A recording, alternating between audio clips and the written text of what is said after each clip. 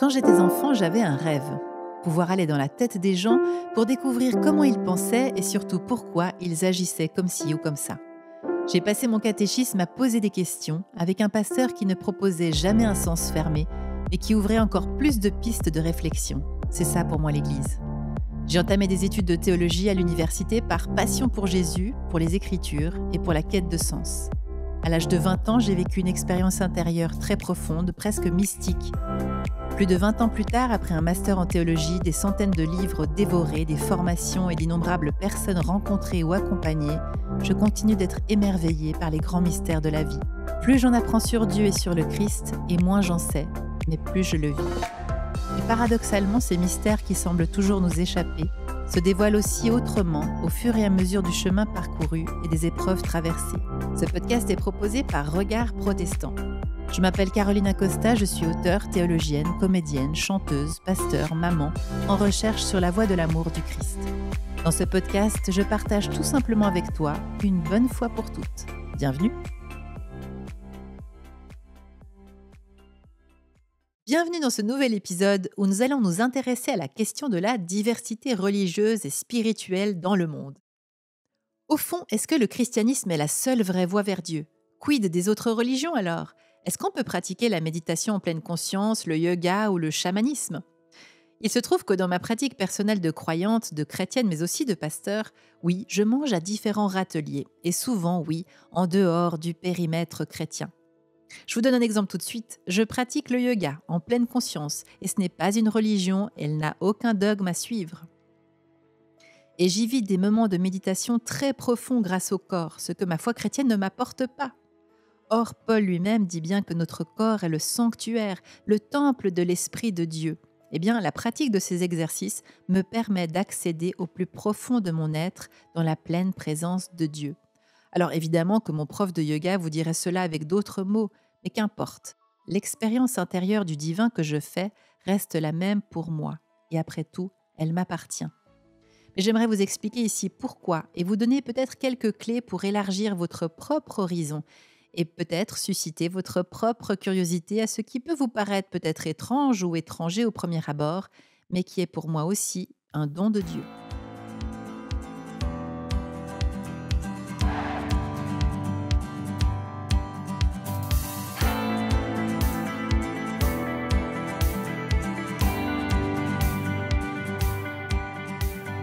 Le premier souvenir qui me vient en mémoire quand je pense à cette question de la diversité religieuse dans le monde, c'est un examen que j'ai eu à passer à l'université en faculté de théologie pendant mes études à Genève. Dans le cours de théologie systématique, nous avions évoqué de grands théologiens et je me souviens vraiment de la pensée ambiante sur cette question que je résumerai ainsi: les gens qui puisent à différentes spiritualités ou religions font du syncrétisme. Et soyons clairs, c'était plutôt perçu comme quelque chose de négatif. Moi, en tout cas, je découvrais ce mot « syncrétisme » et je savais qu'il parlait de moi parce qu'après mon expérience au Tibet, que j'ai évoquée dans d'autres épisodes, eh bien, je buvais moi-même déjà au puits du bouddhisme en plus du christianisme. Mais à l'époque, j'étais jeune, je n'avais pas autant d'expérience ni de connaissances qu'aujourd'hui et je me souviens juste que j'étais pas d'accord avec cette manière de voir les choses parce que mon expérience était différente et en même temps, j'arrivais pas à formuler exactement pourquoi et j'osais pas argumenter face à mes professeurs, ce qui m'a beaucoup frustrée à l'époque. En tout cas, ce qui était clair pour moi, c'est que je n'adhérais pas à cette manière de penser parce que j'avais l'impression que c'était quand même de se placer un petit peu au-dessus des autres ou d'avoir la voix qui avait mieux compris ou qui avait la meilleure part de la vérité, voire l'entière vérité. Alors que moi, je me disais que la vérité devait être bien plus haute que la nôtre ou les nôtres, non ?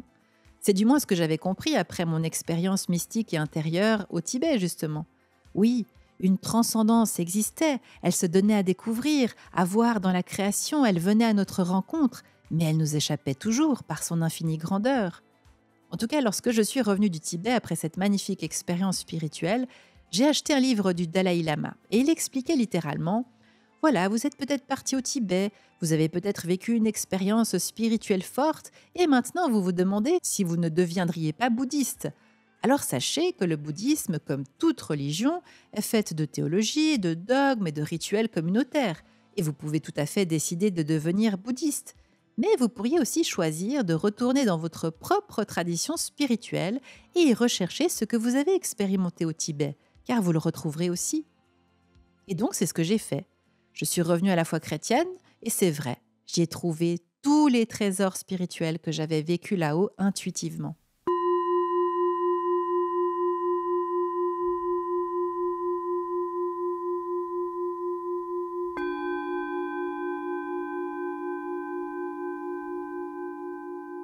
Grâce à cette lecture, j'ai donc découvert un grand maître spirituel bouddhiste de notre temps qui ne cherchait pas à faire de nouveaux adeptes de sa religion, mais qui au contraire encourageait les personnes à rechercher la vérité, quelle que soit leur tradition. Sous-entendu bien sûr que chacune avait le potentiel de conduire à la source unique et originelle.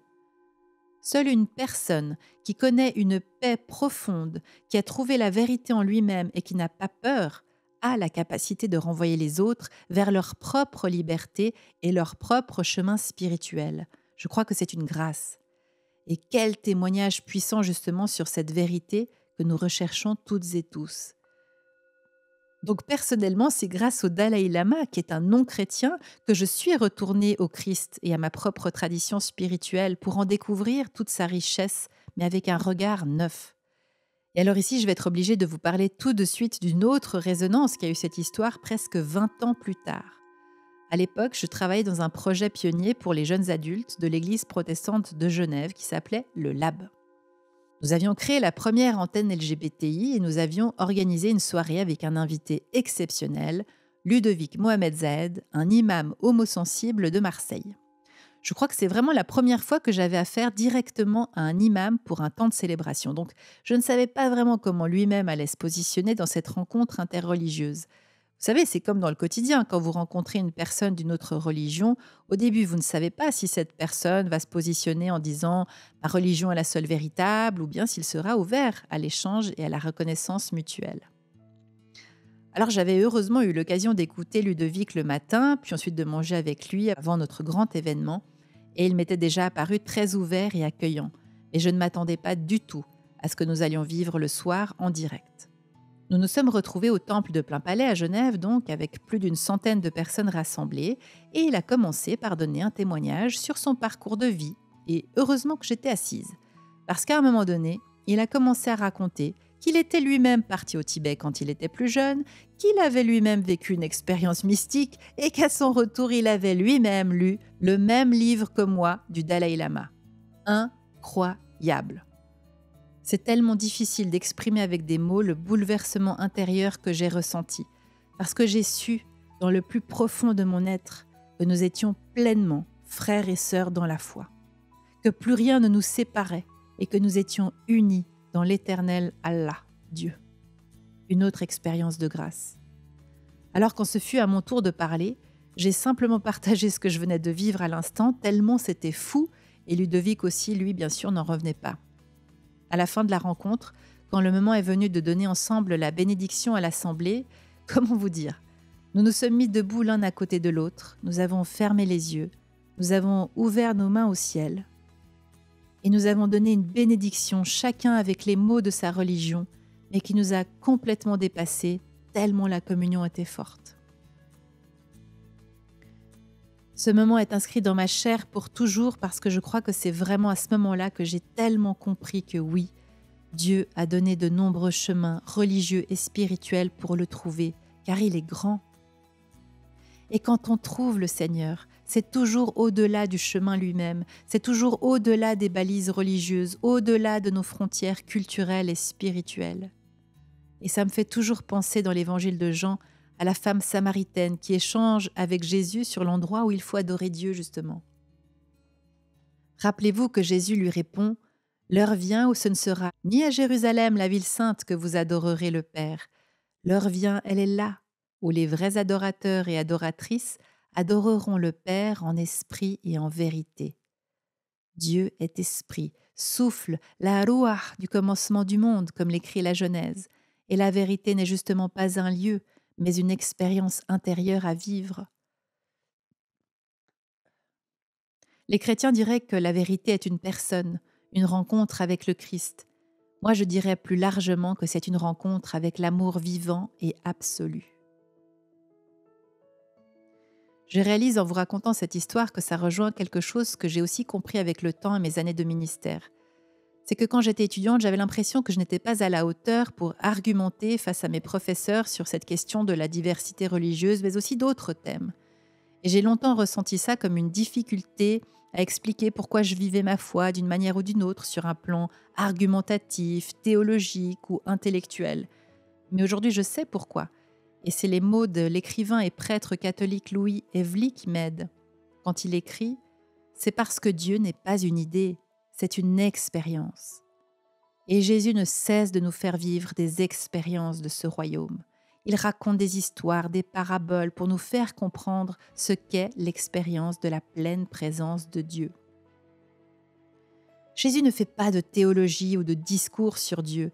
Il parle de l'action et de l'agir de l'amour de Dieu dans nos vies. Jésus n'a pas inventé une nouvelle religion, il a montré un chemin, une voie. C'est ce que j'appelle souvent la voie de l'amour agapé du Christ. Saviez-vous que les premiers chrétiens ne s'appelaient pas chrétiens ? Jésus lui-même n'était pas chrétien, bien sûr. Il n'a pas dit « Tiens, on va fonder une nouvelle religion avec une pensée, un discours, des dogmes, des rites », même s'il, bien sûr, il en a renouvelé. Non, ce qu'il a dit, c'est « Vous adorerez en souffle et en vérité ». Comme il a dit « Je suis chemin, vérité, vie ». C'est pourquoi on appelait les premiers adeptes du Christ les adeptes de la voie de Jésus.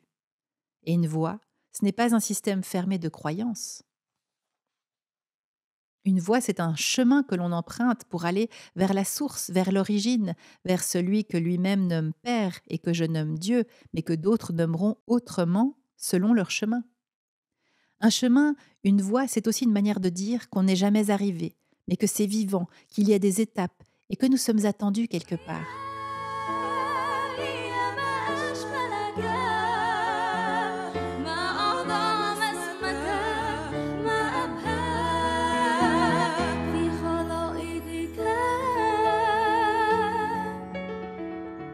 Vous avez peut-être reconnu ici le chant « Mon Dieu » chanté en arabe comme un clin d'œil à ce que je viens de vous partager.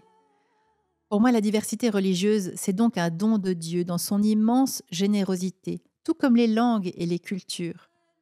Alors certains vont peut-être me rétorquer que justement, cette diversité, c'est une malédiction que Dieu a provoquée dans l'épisode de la tour de Babel. Oui, mais après Babel, nous avons Pentecôte avec le Christ.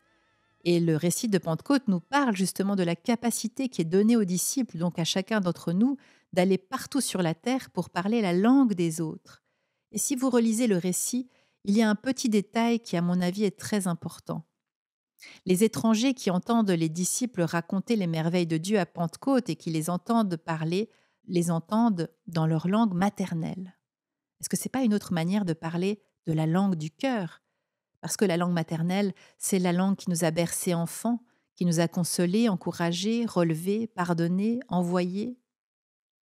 Jésus ne cesse de nous montrer que son Dieu est notre Dieu, que son Papa est notre Papa du ciel, c'est-à-dire de tous les êtres humains. Et quand nous disons la prière du Notre Père, avez-vous remarqué que nous prions Dieu le Père et qu'en réalité tout être humain pourrait réciter cette prière car nous ne prions pas le Christ ? Et ça, c'est vraiment quelque chose qui me frappe chaque fois dans cette prière. C'est qu'elle est vraiment universelle. Elle a été offerte au monde entier, à toutes les personnes qui cherchent le chemin vers le Créateur de l'univers. Notre Père qui es aux cieux, que ton nom soit sanctifié, que ton règne vienne, que ta volonté soit faite. Tout ceci m'amène à pointer une dernière chose fondamentale dans cette question de la diversité religieuse. Quand certains de mes professeurs parlaient à l'époque négativement de syncrétisme, c'est comme s'ils avaient oublié eux-mêmes que toute l'histoire biblique, toute l'histoire de l'Église est en vérité une longue histoire de syncrétisme. Si vous commencez un jour des études de théologie à l'université, vous seriez probablement très surpris de découvrir comment est né le monothéisme ou les 10 commandements, comment la foi en Dieu a évolué au fil des siècles et de l'écriture de la Bible. Saviez-vous par exemple qu'à l'origine, Yahvé cohabitait avec les autres dieux des autres peuples environnants ? Ce n'était pas un monothéisme comme on l'entend aujourd'hui avec un Dieu unique, mais on devrait plutôt parler de monopolythéisme. Ou saviez-vous encore qu'au tout début de l'histoire du peuple hébreu, les chercheurs ont révélé que Yahvé était probablement en couple avec une Ashéra, une déesse dont on retrouve d'ailleurs des traces dans la Bible elle-même. Cela expliquerait par exemple le récit de la création, où le mot Elohim est un pluriel, ou encore le fait que justement l'être humain est créé à l'image de Dieu, masculin et féminin. Saviez-vous encore que le récit du déluge est inspiré de l'épopée de Gilgamesh en Babylonie, qui est bien plus ancienne que les écrits bibliques? Ou encore, tiens, le récit de la naissance de Jésus, mi-homme, mi-dieu, ça ne vous rappelle pas la naissance des héros grecs? Bon, je ne vais pas pousser plus loin pour aujourd'hui, c'est déjà pas mal à encaisser. Mais c'est très important pour moi, surtout à notre époque où les religions se polarisent, de comprendre à quel point notre foi chrétienne repose sur le judaïsme, qui lui-même s'est inspiré d'autres religions à différentes époques. Tout comme la foi chrétienne et l'Église a été influencée par la suite par la pensée grecque, romaine, etc., etc. La vérité, c'est que le syncrétisme est inévitable dans toutes les religions et spiritualités du monde. Et c'est OK. Ça n'enlève rien à la vérité du Christ, bien au contraire. Moi, je reconnais d'autres chemins possibles pour aller vers Dieu, mais en tant que chrétienne, je sais aussi pourquoi je préfère le Christ au Bouddha ou au prophète Mohammed. Mais c'est intime, c'est personnel. Alors il reste peut-être une dernière question. Comment naviguer dans d'autres eaux, d'autres puits, et discerner ce qui effectivement conduit au Père ou pas, que ce soit dans la tradition chrétienne ou ailleurs? Parce que des gourous, des dogmatiques et des possesseurs de la vérité, vous en trouverez partout. Alors qu'est-ce qui peut nous guider? Eh bien, j'aimerais vous partager une petite parabole que j'ai entendue il y a bien longtemps sous la plume d'un théologien et qui s'est vraisemblablement lui-même inspiré d'une pièce de théâtre qui s'appelle Nathan le Sage. C'est la parabole de l'anneau.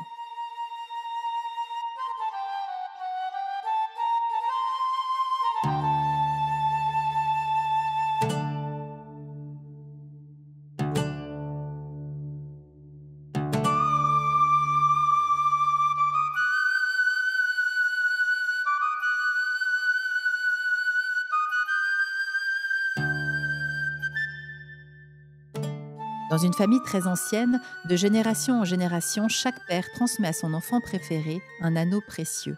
Cet anneau a le pouvoir miraculeux de faire aimer inconditionnellement celui ou celle qui le porte. Or voilà qu'un jour, un père de cette famille a 3 enfants qu'il chérit de manière égale. Il n'a pas de préféré. Pour ne pas avoir à choisir entre eux, il fait fabriquer 2 copies parfaitement exactes de l'anneau, à tel point qu'il n'arrive plus lui-même à discerner le bon des 2 autres. À chacun de ses 3 enfants, en secret, il remet l'un des anneaux. À la mort du père, les enfants découvrent qu'ils ont chacun un anneau. Et alors ils se traitent mutuellement d'imposteurs, ils se disputent, se battent et finissent par aller chez le juge afin qu'il les départage et qu'il désigne l'anneau authentique. Le juge réfléchit un bon moment. Et puis, il émet une sentence en 2 temps. D'abord, il en appelle au pouvoir miraculeux de l'anneau. On doit reconnaître le bon anneau à son efficacité. Il fait aimer inconditionnellement son porteur ou sa porteuse, et il fait que son porteur ou sa porteuse aime inconditionnellement les autres. Alors, lequel des 3 enfants se montre le plus aimant à l'égard de ses frères et sœurs et attire de leur part le plus d'amour? Seulement voilà, les disputes ont fait leur œuvre, et les 3 frères et sœurs se sont fâchés à mort. Ils se détestent mutuellement. Le juge conclut donc: vous possédez tous les 3 un faux. Le vrai est certainement perdu, ou il vous a été volé, et plus personne ne sait où il se trouve, malheureusement. Et le juge ne s'en tient toutefois pas là. Il va au-delà de cette conclusion plutôt triste et désespérante. Il prolonge sa sentence par un conseil qu'il adresse aux 3 frères et sœurs. Arrêtez de vous disputer pour savoir qui a le véritable anneau, mais que chacune et chacun de vous fasse comme s'il le possédait, comme si le sien était le bon. Et revenez beaucoup plus tard, dans 1000 et 1000 ans, et il sera alors peut-être possible de vous départager. Comme disait Jésus, c'est à l'amour que vous aurez les uns les unes pour les autres, que toutes et tous reconnaîtront que vous êtes mes apprentis disciples, et alors ils rendront gloire au Père. Alors, c'est qui aime le plus? Si ce podcast t'a plu, n'hésite pas à le partager avec tes amis et à nous laisser 5 étoiles sur l'application. Ce podcast est proposé par Regard Protestant. Tu peux aussi m'écrire en t'inscrivant sur mon site www.carolina-costa.com. À bientôt et souviens-toi, tu es aimé, tu es béni par le Dieu de tout amour en Jésus-Christ. Amen.